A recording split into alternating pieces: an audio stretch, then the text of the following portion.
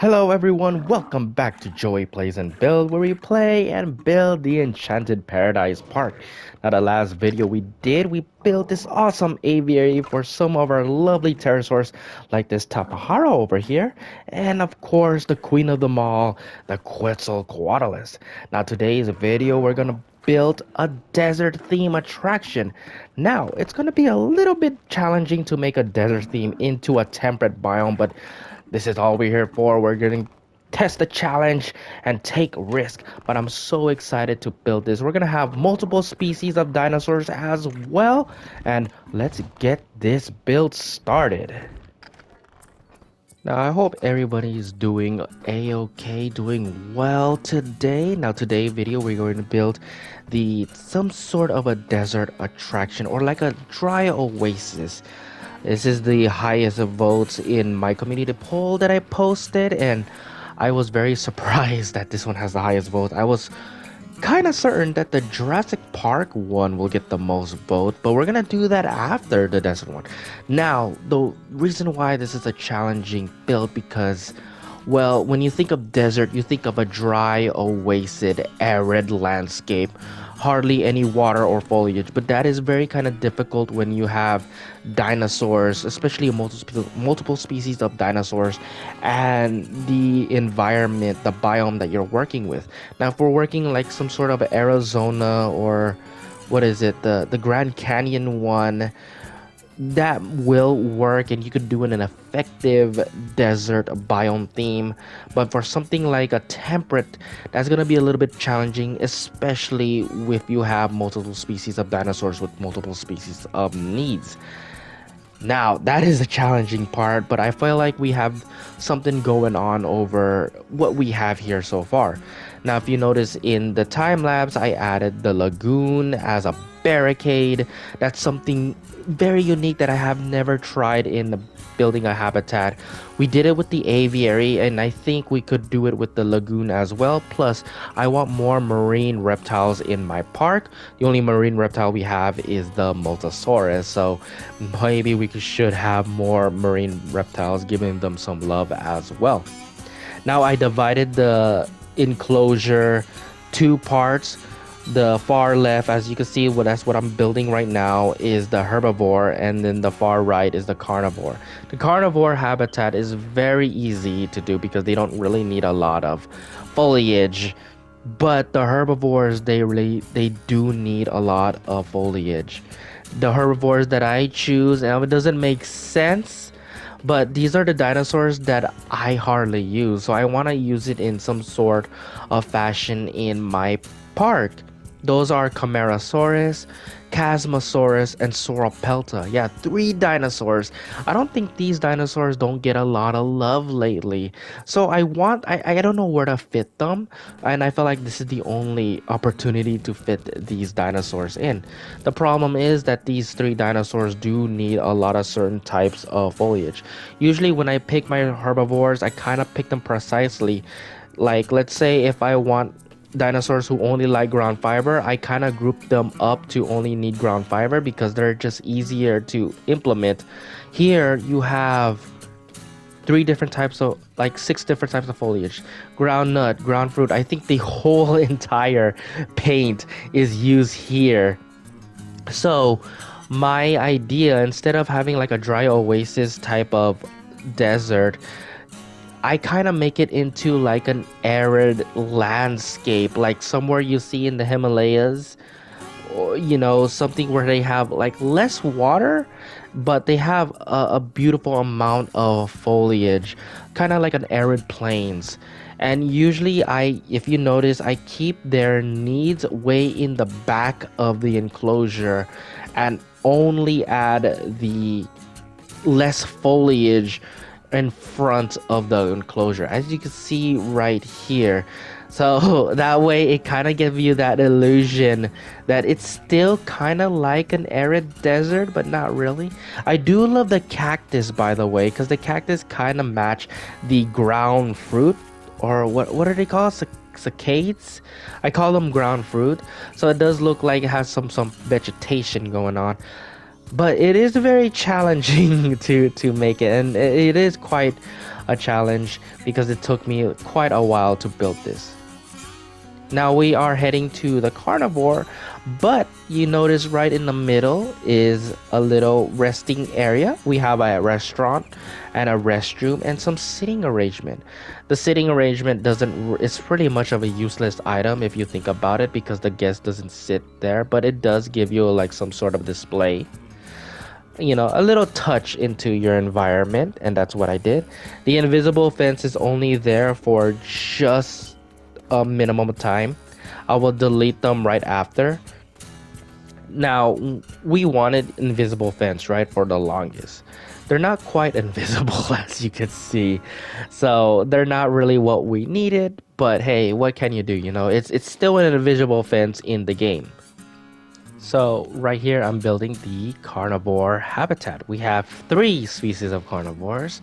So help us that they get along and they don't panic, because they usually do panic. Now the 3 carnivores we have are 6 Coelophysis. We have 5 Herrasaurus and 2 Carnotaurus. Yeah. Now, even if you put the option on likes, that means all dinosaurs like each other, right? They don't mind coexisting in the habitat. But carnivores are different. You know, even if they don't eat each other or fight each other, they still tend to panic, especially with the small dinosaurs. Hopefully that will be fixed in the later update.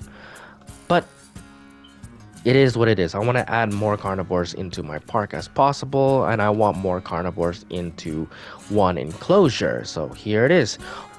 But one thing I really love building carnivore habitats is that, unlike the herbivores, they don't really need a lot of foliage. So it means that I could play around. I have the freedom to play around without their needs get into the way. For example, they don't really need tall fruit, or any of that type of necessities. All they need is sand, water, and it's not really that much. They don't really need that much sand. They don't really need that much raw water, which is why I love building carnivores habitats. Hopefully we get something like that for the herbivores, but I digress. So this is the carnivore habitat. Let's see what, you know, using the rocks as a barricade, because invisible fence, I think I did. Honestly, I don't know if I show it in time lapse, but I think I delete half of the foliage, the items here in this lovely enclosure, but I don't know, we'll see. Again, using the cactus and the rocks. I stumble across a photo on Google, this Mongolian arid rocky landscape that has like a bunch of rocks and bushes and little shrubs kind of like mixed in between, and I kind of get that idea from here as well. I have no idea why I used the fruit paint, but I don't know. I think that's one of the foliage that I deleted. Now you see I'm checking out the habitat, what I need to add. I add some Mediterranean trees, maybe because I know that Camarsaurus do need forest, so I kind of like place them here and there. See, I deleted this part of the habitat, so I deleted half of the trees already, and yeah, you see me deleted half of the trees, and that is the build. Okay, so this is where I got the whole Mongolian image online. Yeah, it's just basically just a landscape of giant rocks with bushes and shrubs. There is no cactus though, but I like to add cactus there. And this is a good place to put it in, because I don't want the Carnotaur or any of the carnivores to kind of walk across it. You already know me with dinosaurs walking in a up steep hill. They look ridiculous. So kind of barricade that is by using rocks and foliage and have this lovely environment going on. So there it is. This is the final product. And I think it's safe to say that we could go in-game and I could describe more in detail. So I'll see you guys in-game. Okay, we are in-game. This is the final product of the habitat built. Um, Before we get into it, I closed the park because the game is getting a little bit laggy, and as you can see, there's like I think 6 attractions here already. So, this is a PlayStation 5. It's not as strong as a PC. So, I think it's gonna get to the point where we're probably going to delete some habitats along the way. We're gonna talk about the somewhat arid desert theme. Now, obviously, it's not a desert theme park because there's so many foliage. Just think of it as a semi-arid regional landscape instead of like a Sahara desert or whatever. Anyways, you get in through here. I don't know if it's good to go to capture mode or first person. Maybe we'll go to capture mode. So you get into through to this gate. You walk over here. You see some of the signs of what dinosaurs you guys are going to expect. There's 3 carnivores and 4 herbivores. I gotta take out one sign out. I don't think I add 4. I think there's 3 herbivores, and you go down into here, and this is where the resting area. Now the habitats are elevated into some sort of canyons mountain, so maybe not you'll get to see the dinosaurs, but the only way to see the dinosaurs is with the viewing globe. Now on your right side here, these are the carnivores, and we have 3 carnivores, so hopefully they'll get along and not panic. But I feel like we see some panicking dinosaurs here because we have Carnotaurus. So we have 2 Carnotaurus. Okay, let's go into let's see the dinosaurs really quick. So we have 2 Carnosaurus. I think these are Tauros. So Carnosaurs are fine. Yeah, these are the 2022. These are the Toro skin, I believe, with the half horn been chopped off. Now, I'll say this: in prehistoric planet, the the Carnotaurus in the Jurassic World are possibly my least favorite design. I'm so sorry. The prehistoric planet kind of like ruined the Carnotaurus. That those are what I love Carnotaurus, but the Jurassic World kind of like yeah, these are just ugly dinosaurs. Okay, so the Herrasaurus are panicking because of the Carnosaurus in a way, which is unfortunate because if you have played with carnivores together, when they panic, they do tend to starve. But hopefully they'll get along just great. And yes, I have the option on to all likes, but they'll still panic. That's still the issue in this game. So this is the skin pattern for our Herrasaurus. Didn't change much because I really like the skin pattern for our lovely dinosaur. So hopefully they'll get along. Hopefully they do. But we also have Coelophysis here. Lonely. How many No way. No, we have more Coelophysis. Hopefully the Coelophysis can find. It's still forming its territory, but this is the Coelophysis, and this is the skin pattern. Yeah, we have some Coelophysis here, so I don't know what's wrong with their forming territory, but they do tend to panic, so hopefully we don't get a lot of lot of problems with you guys. And this is the habitat built, somewhat of a semi-arid climate. We have some cactus growing here, some fruits. I try to add less trees as possible, and some rocks here. So most likely they're not gonna chill here. But I really like this view. I got this from a Google image from Mongolia that has a lot of rocks. They don't have cactus, but I just want to add cactus there for a little exterior. Okay, so that's the carnivore area. Then we move into the herbivore area. So this is where it become more of a lush forest feel to it. So some of the dinosaurs we have is Camarsaurus. So as you can see, yeah, it's very difficult unless you make a humongous enclosure, which I felt like sauropods really do need a humongous enclosure. They do need some stuff like forest, tall leaf, and tall off. For me, though, this is the exception. Usually, I love to fill up their needs, but since the theme here is supposed to be some sort of semi towards arid, I don't want to make it into some sort of a lush jungle. But if they still, manage to eat their food, then it's a-okay. So we have 31% forest, 16% tall leaf, but it is what it is if you're gonna make. I feel like Camarsaurus is a bad dinosaur for an arid. I think they live more of a lush.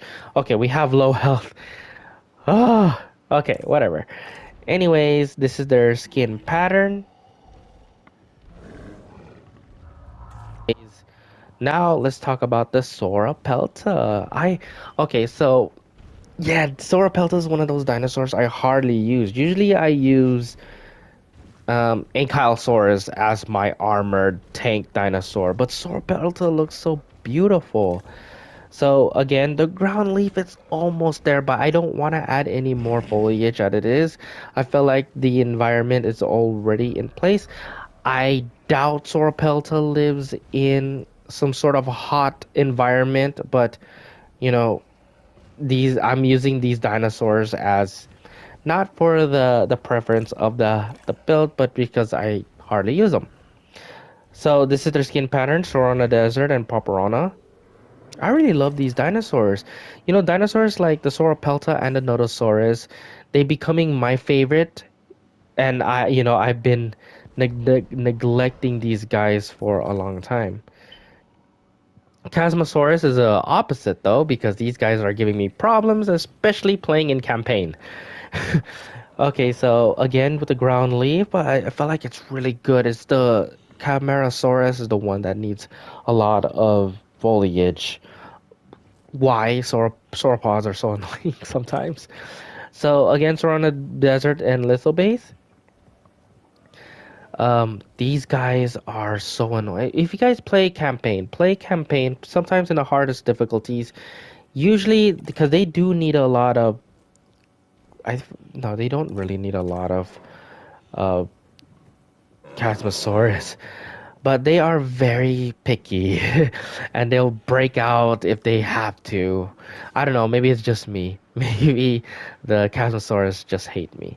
Anyways, guys, those are the dinosaurs showcasing here. I was gonna add Lithosaurus though, but I think I'm gonna save Lithosaurus for another exhibit. And of course, we're gonna add some of our favorite marine reptiles. I might make a poll of what marine reptiles you guys want to see, but here it is. This is the build. Tell me what you guys think in the comments down below. Um, any advice, um, or anything, really, just write it down in the comments. You guys love it? You guys hate it? Let me know down below in the comments. This is the semi-arid slash desert slash rocky habitat with six different species of dinosaurs.